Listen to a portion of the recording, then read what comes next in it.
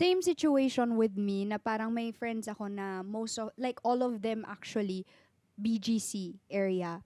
Eh, alam nyo naman yung trabaho ng artista, minsan like today, example, may work ako, tas tomorrow hindi ko alam may work pala, may biglaang call, yung mga ganon. So, sometimes very biglaan yung trabaho. So, minsan may na-plan out na kami, bigla kong sasabihin na, guys, I'm sorry, meron pala akong bigla na taping or guesting, ganito, ganyan.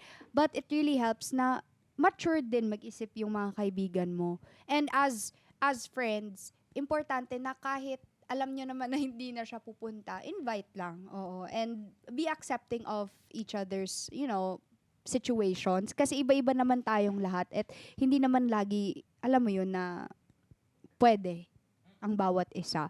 So, yun lang. As long as wala namang yata siyang sinabi na nagtampo yung ano niya, 'di ba? Oh, and eto, tip ko lang, kapag gusto niyo siyang makasama, what if kayo na lang pumunta sa kanya? Totoo. Bilang kayo yung may Tama. time, Totoo. Doon lang kayo mag-inuman sa bahay nila. Oo, 'di ba? Mapaparaan naman lahat kapag gusto talaga. And feel ko Mm. mas magiging masaya pa yung asawa niya kasi nasa bahay lang, Mm. no? Yeah.